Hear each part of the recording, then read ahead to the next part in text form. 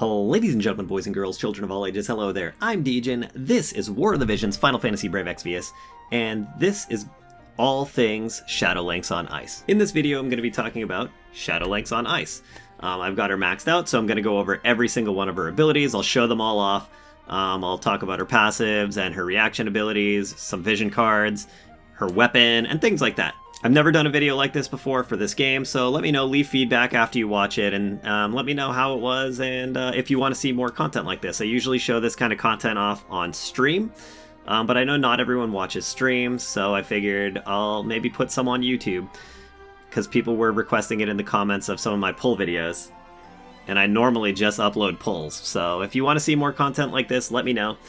And otherwise, yeah, just watch. Hopefully you learn something from it, or something will pique your interest. And that's all I got, so here we go. One thing I want to point out is that Shadow Lynx on Ice main job is a polearm user, so as she is a piercing unit. She also has slashing and missile in her kit. Let's get into the abilities. Alright, Dance of the Violet will put Protect on herself and allies, and will raise her own attack and agility for 3 turns. Stance of the Bellflower raises own area attack, missile resist, and bestows AP recovery on critical hit for 3 turns, as well as jump +1. That AP recovery should be very handy in her kit because she does have a lot of crit. Ending Axle is a big AoE, medium damage, targets within range, and recovers own AP when enemies are KO'd up to 2 enemies. Break Pierce deals small damage to target and pierces, and lowers attack and magic for 3 turns. This can hit up to 4 enemies if they're lined up.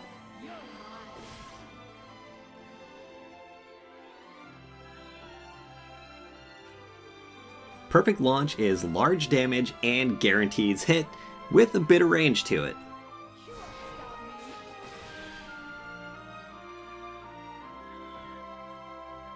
Triple Combination raises own defense piercing rate and lowers target's reaction ability for 3 turns, does a 3-hit damage to the target. This will be great for PvE and guild raids.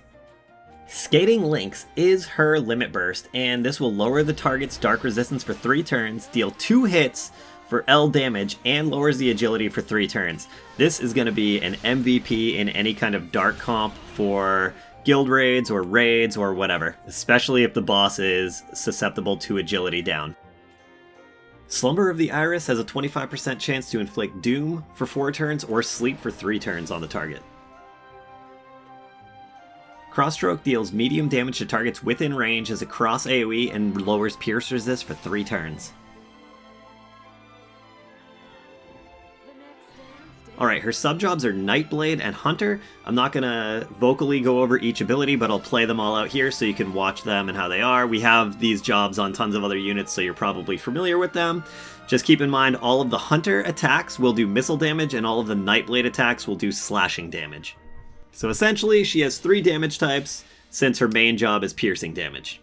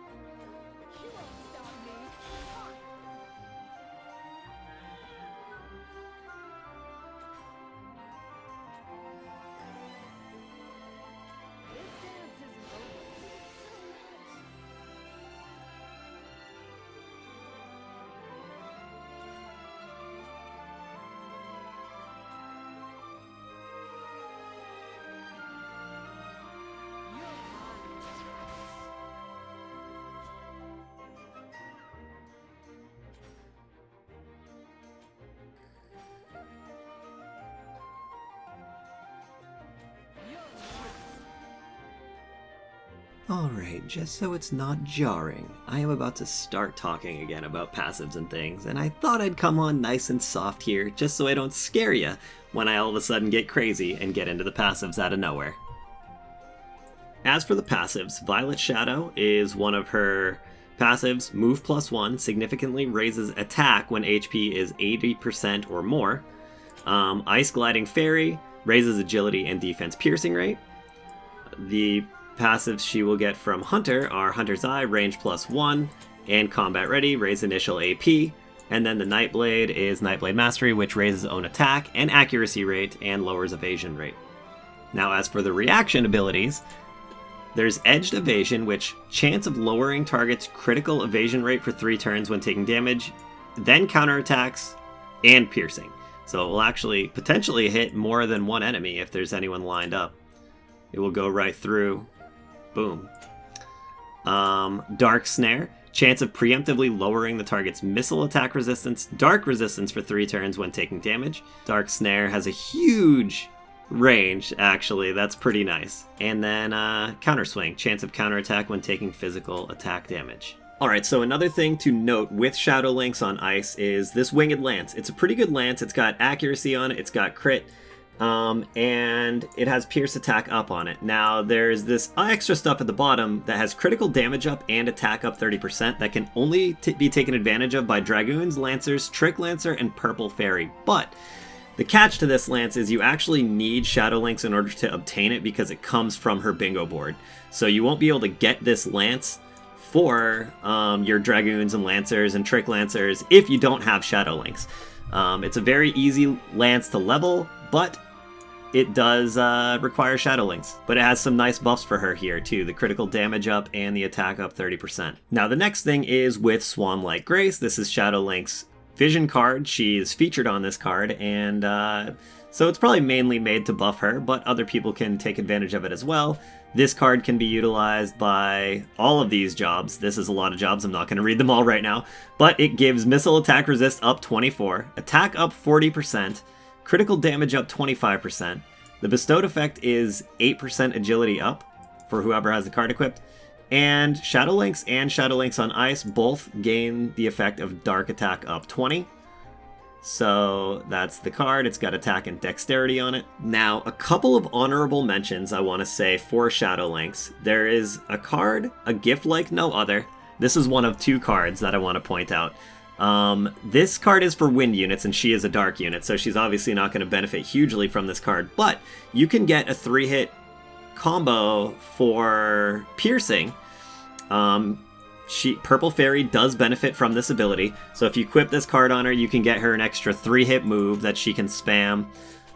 Good for chaining. And same exact thing with the Exorcist card. Exorcist card is probably a little better because she'll actually benefit from the party ability here, and it's got AP and attack on it. However, yeah, Triple Trick. It's another 3-hit move. This time it's a slashing move where the previous card was piercing, but yeah, same AP cost, it gives a 3-hit move, so this will allow her to have this 3-hit spammable move she can use a couple of times and chain with some of those dark slashing units, like the Stearns and Dwayne and a bunch of others. It's really cool in my opinion that she can utilize both of these cards actually.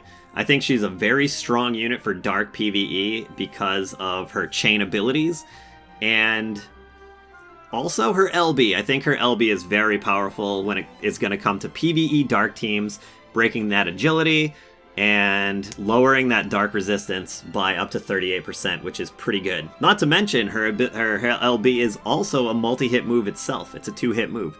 And she does have a triple piercing move in her own kit, so you might not need that vision card to spam a triple hit move for her. However, the Exorcist card here is slashing, so this one will be better for chaining with a different family because her Nightblade is slashing, but she doesn't actually have a multi-hit slashing in her kit.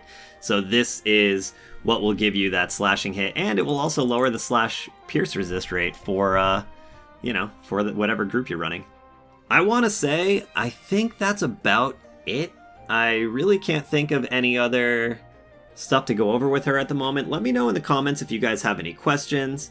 I think she is going to be almost a must-have when it's going to come to dark, PvE, or guild raids specifically. Things that are going to involve chaining. Unless you're utilizing mainly a dark magic team, I think most other teams are going to benefit from her in some way. She has Pierce, she has Slash, she has Missile. She can lower resistances, she can lower agility, and yeah, she is she's going to be very good for those big chaining things. Now, I have not made a video like this before for this game. Let me know if I really stunk it up. I don't know, just give me some feedback. I'm sure there was a lot in this that could have been cut out, or maybe some stuff that I left out that I could have added in. Let me know what you guys think, and let me know, did you guys even get this unit, or are you still on the fence, or are you just flat out skipping? I'm curious. You know, I had to go to pity for her, so because of that, if you guys watch my pull video, you already know that I had a ton of resources ready. You know, lots of her shards available and stuff because of all the coins. So I maxed her out easily, and I maxed her out fast, and that's why I was able to make this video while she's still in the shop. I actually had her maxed out like 2 days ago. So yeah. Anyways, let me know what you think, and I'll see you in the next one, I guess. Thank you so much for watching this far, and have a good one. See ya!